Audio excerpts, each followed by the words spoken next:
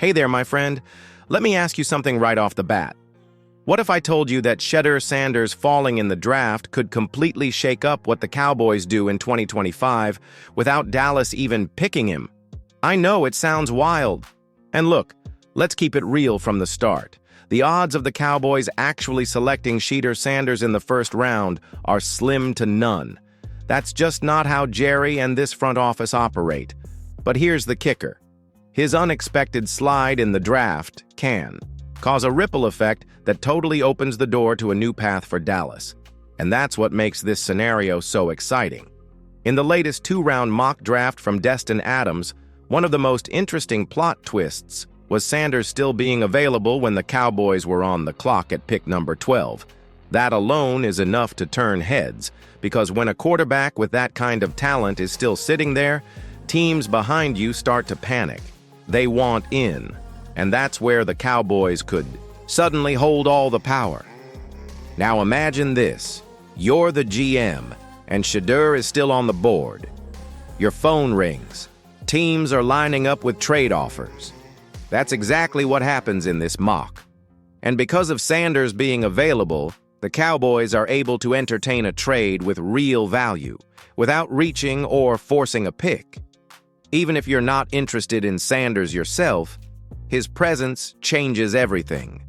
It alters who's available at 12, how much leverage Dallas has, and what kind of return they could get for trading down.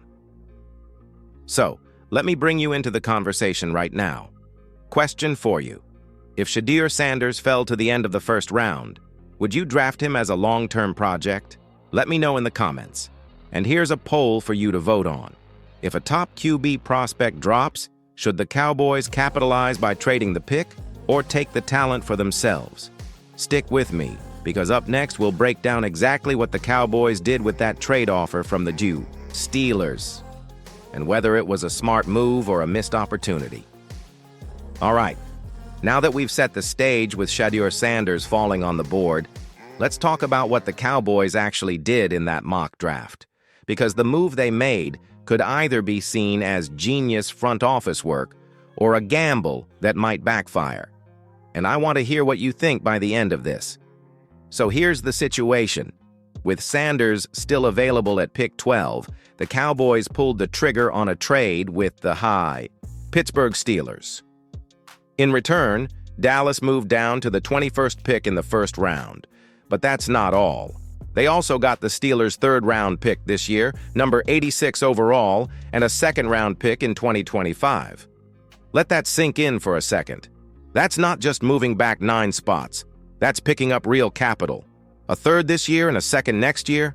That's a package you can build with, especially considering that second-rounder could end up in the middle of the round based on Pittsburgh's projected record. Now let's compare this to a recent trade the Cowboys made. Last year, they traded down with the Lions, going from pick 24 to 29, and ended up selecting Cooper Beebe in the third round with the pick they got back. Solid player, right? But this year's trade with Pittsburgh gives even more value, especially with that future second. Of course, there's always a trade-off. By moving down to 21, Dallas risks missing out on a true difference maker. At 12, you're usually in range for a blue-chip player. By 21, that pool starts thinning out. So the question becomes, is adding depth and future picks worth passing on immediate star power? That's where you come in. Drop this in the comments. If you were the Cowboys GM, would you have made this trade with Pittsburgh? Why or why not? And here's a poll for the day. Is trading a high pick for multiple lower picks a smart move, or just playing it too safe? In a moment, we're going to look at what Dallas actually did with that 21st pick and whether it helped or hurt this new strategy. Spoiler, it involves another running back in the first round. So here we are, pick number 21 post-trade, and the Cowboys are on the clock. The big names at running back, already gone. Ashton Jeanty, off the board. Omarion Hampton, gone too. And just like that, Dallas makes their move and selects Quinton Judkins out of Ohio State. Now I can already hear you. Another running back in the first round?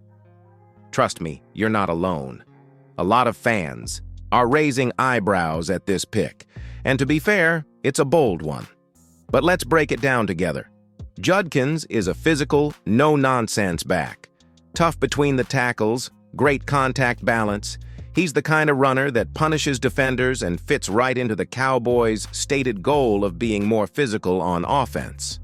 And guess what? He's already been confirmed as one of Dallas's top 30 pre-draft visits, so the interest is real. Still, it's a complicated call. Judkins might bring toughness, but is he a true three-down back? That's where opinions start to split. Some scouts think his pass catching needs work. Others wonder if he's explosive enough to be more than just a volume guy. And let's not forget the value debate. Is any running back in the first round worth it these days? You and I both know the Cowboys have been trying to revive their ground game ever since Zeke started slowing down. Tony Pollard didn't quite fill that role as expected. So maybe this is a swing to bring back a true power identity. But let me throw it to you right now. Straight up, yes or no? Would you draft a running back in the first round in today's NFL? And in the comments, tell me, which running back in this class do you think fits the Cowboys' system best? Whether you love the Judkins pick or think Dallas should have gone in another direction, this choice speaks volumes about what they're prioritizing. And it's not just the run game they're reloading, because in the second round, they went straight to the trenches again. Stick with me, because up next we'll talk about a potential shakeup on the offensive line and why one rookie might be coming for Terrence Steele's spot. All right, so after picking up Quinton Judkins in the first round to toughen up the ground game, the Cowboys stayed in that same mindset for round 2. Physicality, control, and line of scrimmage dominance. Enter Jonah Savainea. Selected in the second round, Savainea is an offensive lineman out of Arizona who's built like a tank and plays with serious nastiness. Now here's where it gets interesting. He's not just coming in to sit on the bench or ride the depth chart. This is a guy who could push for real playing time right away, maybe even challenge at right guard or right tackle. You heard that right. Some scouts believe Savainea has the tools to compete with Brock Hoffman at guard, but even more intriguing, there's buzz that he might go toe-to-toe with Terrence Steele for the starting right tackle job. Now, I'm not saying Steele is about to lose his spot, but after last season's inconsistencies, don't be shocked if this turns into a real battle in camp. Savainea brings power and surprising mobility for a lineman his size. He's raw in some areas, sure, but he's also got the kind of upside that makes coaches excited.